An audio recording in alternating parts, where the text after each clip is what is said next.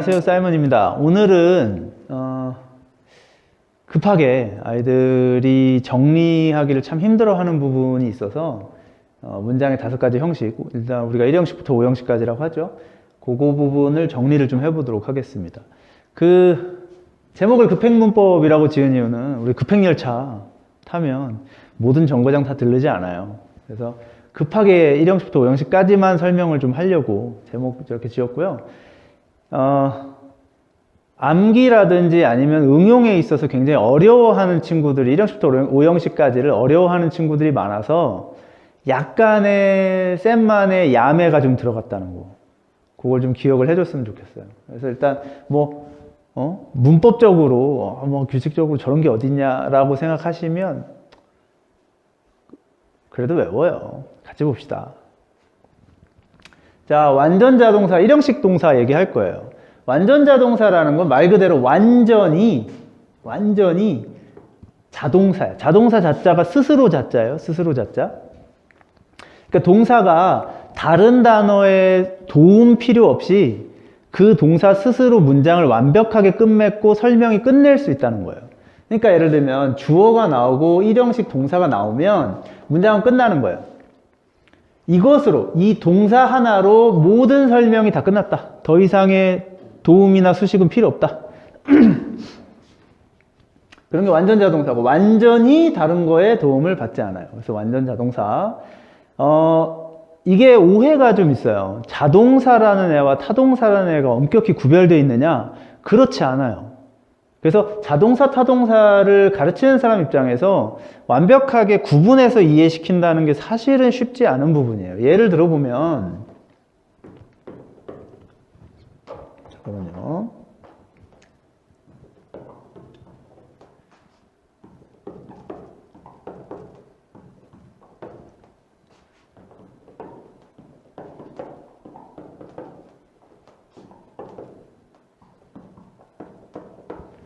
자, 잘 보이시나요?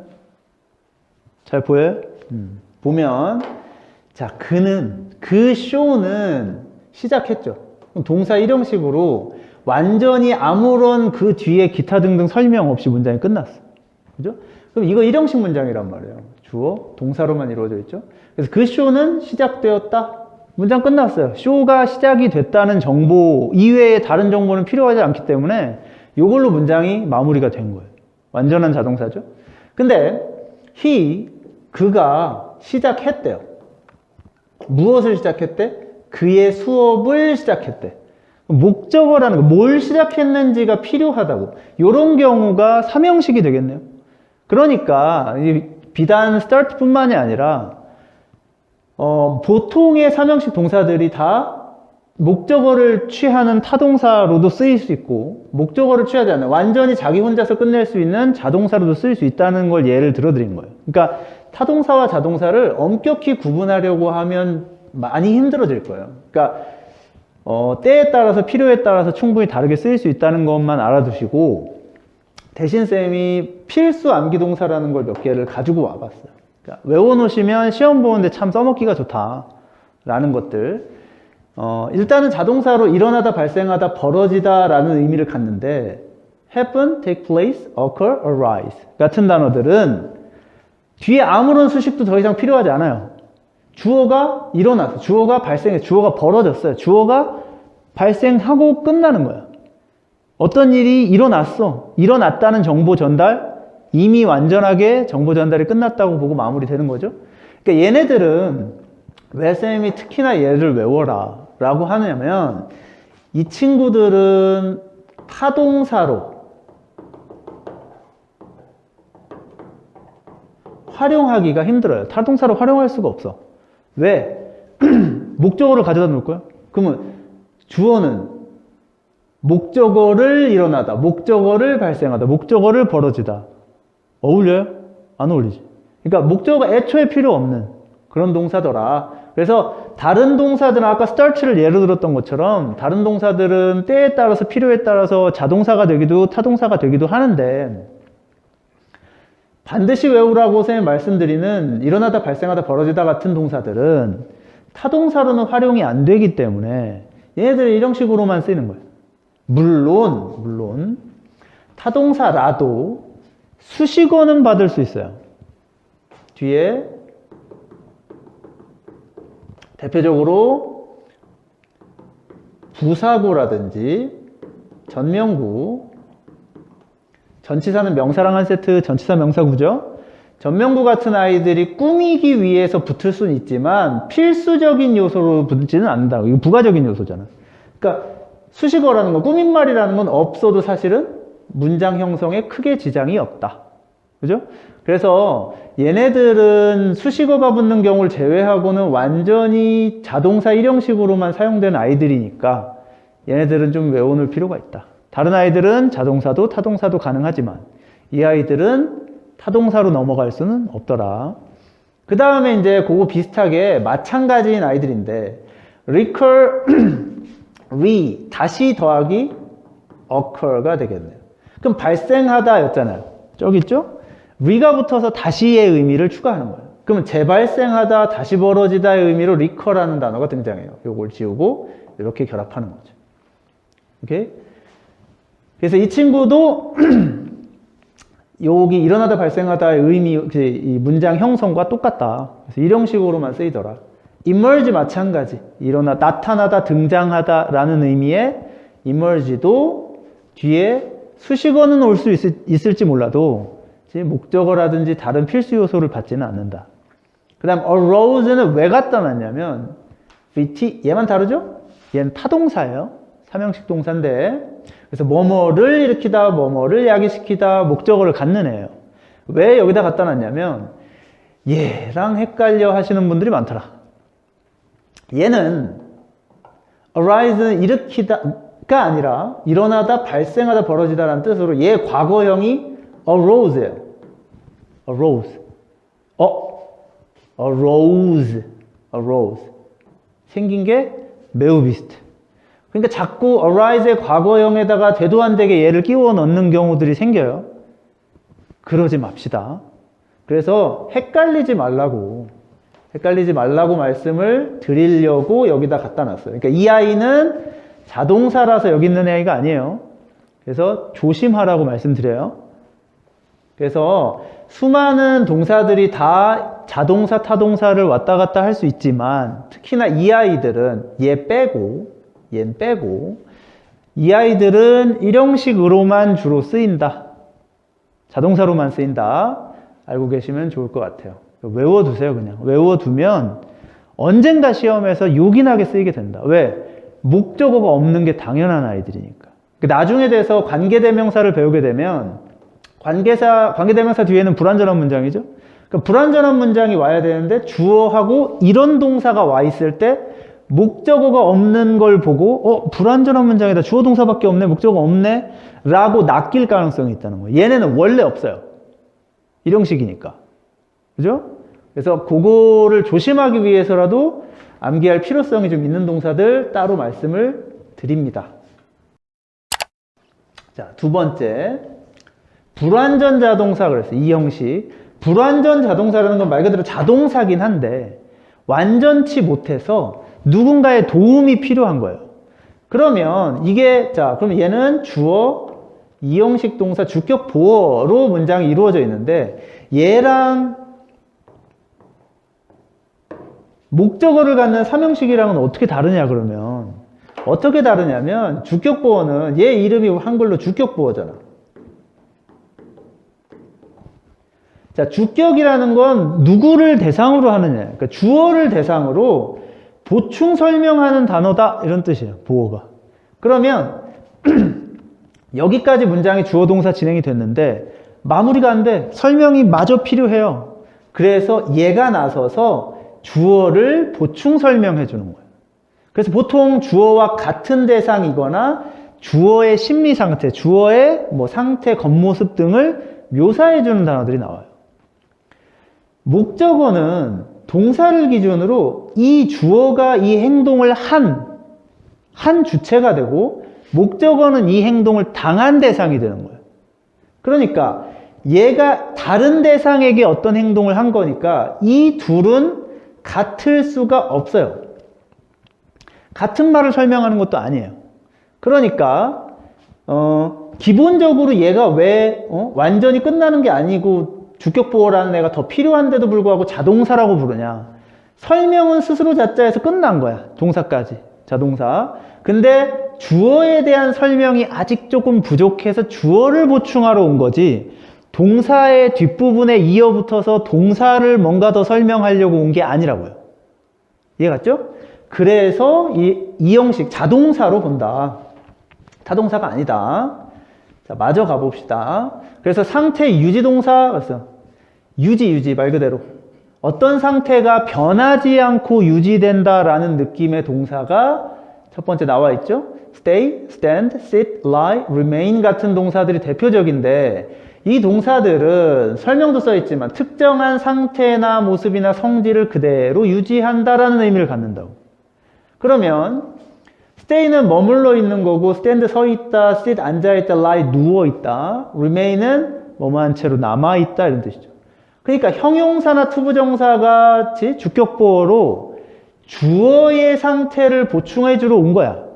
그래서 주어가 이런 형용사적 상태인 채로 머물러 있고 서 있고 앉아 있고 누워 있고 남아 있는 거예요.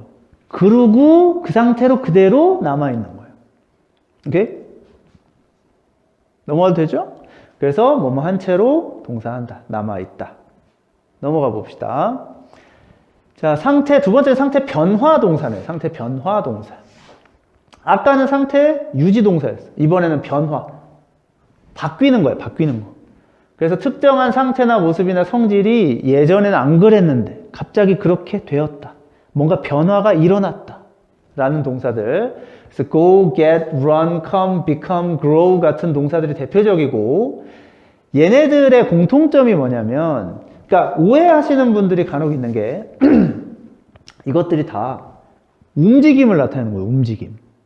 아까 나왔던 동사들, 상태 유지 동사들은 정지해서 그 상태 그대로 가만히 유지해 있는 자세만 바뀔 뿐이에요. 앉아있고 누워있고 서있고 자세만 바뀔 뿐이지 위치가 달라지지 않아. 그 상태 그대로 있는 거야. 근데 얘네들은 변하는 거예요. 움직이는 거예요. 근데 위치만 움직이느냐? 위치만 움직이는 게 아니라 어떤 A라는 상태에 있다가 B라는 상태로 움직이는 거예요. 그래서 go가 형용사랑 같이 쓰이면, 형용사가 주격보어로 쓰이면 형용사 한 상태로 가는 거야. 안 그러다가 형용사 한 상태로 갔어. 이제 그런 형용사적인 성질을 갖게 되는 거죠. get도 마찬가지야. get을 설명하고 싶은 얘기가 참 많은데, get은 뭐 가지다라는 의미로 주로 알고 있죠? get, 얻다, 가지다. 그지? 그럼 얻다라는 의미로 왜 쓰이냐면, 어떤 물건이 외부에 나랑 상관없는, 내 손이 닿지 않는 어딘가, 나의 어떤 소유권과 상관없는 어딘가에 있던 물건을 내가 가져다가 내 소유권 안으로 가져오는 거예요. 그게 get이야. 그래서 얻다, 가지다 의미가 되는 거예요. 그러니까 반드시 물건을 가져올 때만 get을 쓰는 게 아니고, 어떤 상태가 나랑 상관없는 어떤 저 멀리 다른 상태였다가 그 상태가 형용사한 상태로 오는 거야. 가져오는 거야, 그 상태를. 그래서 형용사 혹은 투부정사 해진다라는 뜻이 되는 거예요. 됐죠? run도 마찬가지. go도 어떤 성질로 가는 거라고 했으니까, run은 뛰어가는 거니까 얼마나 더 빨리 가겠어. 빠르게 어떤 성질이 되는 거. run이죠. come은 오는 거야, 역시. get이나 마찬가지라고 보셔도 돼요. 어떤 성질이 아니었다가 그 성질인 상태로 점점 오는 거. 그죠? become도, become 그냥 되다. 그러니까 형용사가 되다. grow도 마찬가지죠. grow는 아래서부터 위로 이렇게 움직이는 움직임을 나타내는 동사예요. 그러니까 그 전까지는 이 수준에 못 미치다가 이렇게 성장해 올라와서 이 상태를 뛰어넘었다. 상태가 되었다. 라는 의미로 쓰이는 게 grow다. 그래서 뒤에 형용사나 투부정사가 쓰이면 이러한 상태로 움직였다. 즉 이러한 상태가 되었다. 그렇게 해진다 라는 의미다. 그래서 그 전까지는 안 그러던 게 움직여서 그렇게 되었다. 됐죠? 그래서 형용사 혹은 투부정사가 주격보어로 쓰이더라. 넘어가 봅시다. 감각동사는 사람의 5가지 감각을 얘기하겠죠, 당연히. 오감이라고 하죠. 자, look, seem, appear, sound, smell, taste, feel이 있는데, 뭐뭐 하게, 뭐뭐처럼 보인다, 뭐지? 이런 뜻인데 봅시다. 얘네들은 기본적으로 주격 보호 자리에 형용사, 투부정사를 기본으로 쓴다. like 명사에 대한 설명은 다시 한번 하기로 하고 일단 요것만 봅시다. 아까랑 똑같죠? 상태 유지, 상태 변화 동사와 주격 보호 자리에 형용사 종류가 온다는 건 똑같아요. 그죠? 형용사가 오는데 얘네들은 그러니까 말 그대로 목적어가 없잖아요. 주어에 대한 보충 설명만 있을 뿐이지 목적어는 없어. 그러니까 이 감각들을 내가 의도해서 어딘가에 쓰겠다 하는 게 아니라고요. 내가 의도적으로 어떤 감각을 사용하겠다가 아니라 나는 가만히 있어. 가만히 있는데 눈 뜨고 나 살아있으니까 눈도 지금 멍하고 정신을 놓고 있어도 눈 뜨고 있으니까 앞은 보일 거고 귀는 들릴 거고 냄새는 날 건데 의도치 않아도 가만히 있어도 들어오는 감각. 가만히 있는데 어디서 이상한 냄새가 나네? 가만히 있는데 어디서 뭐가 들리네? 가만히 있는데 뭐가 보이네? 이런 느낌의 동사들이 감각동사인 거예요. 그러니까 내가 의도하고 어떤 대상에 대고 그 감각을 사용하는 것이 아니라 가만히 있는데 그 감각이 나도 모르게 훅 느껴지는 거. 그죠? 그래서 목적어, 내가 어떤 대상에게 그걸 쓰겠다라는 게 아니기 때문에 목적어를 갖지 않고, 보시면 전부 다 어떤 느낌이에요? 수동적인 느낌의 해석이 많아요. 왜? 나는 가만히 있었는데 나도 모르게 나한테 들어온 거거든. 그죠? 나는 가만히 있었어. 내가 능동적으로 어떤 행동을 한 게 아니야. 그래서 look, seem, appear, 뭐뭐처럼, 뭐뭐처럼 혹은 뭐뭐하게 보인다. 뭐뭐하게 들린다. 뭐뭐하게 냄새난다. 뭐뭐하게 맛이 난다. 뭐뭐하게 느껴진다. 라는 뜻이 되는 거예요. 오케이? 자, 그리고 like 명사에 대한 얘기를 좀 할 건데 얘만 독특하게 다른 이형식 동사들에는 like 명사 같은 게 없죠? 여기서 like가 누구냐? 자, 쌤하고 공부를 좀 해봤던 친구들은 몇 번 얘기를 했는데 영어는 규칙상 쌤은 이건 영어 절대 규칙이라고도 얘기하는데 절대로 깨서는 안 되는 규칙. 물론 예외는 있어요. 같은 품사의 단어가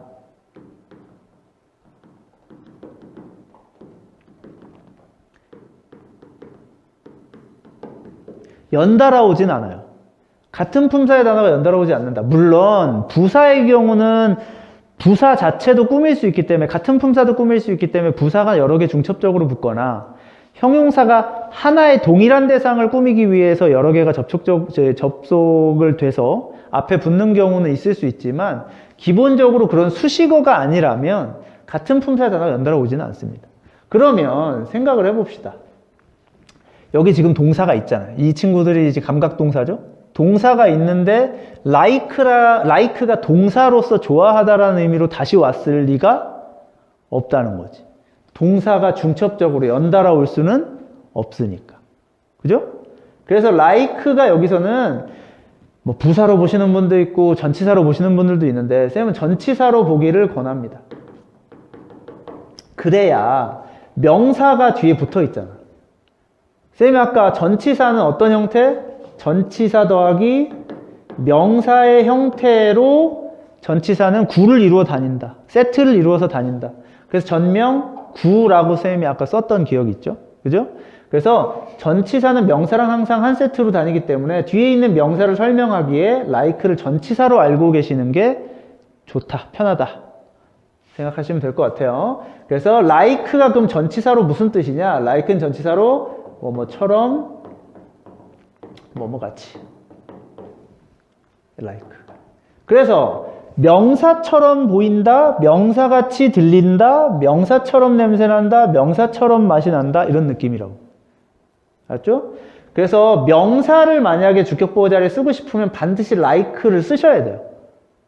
like 없이 명사가 주격보호 자리에 감각동사의 주격보호 자리에 올 수가 없어요.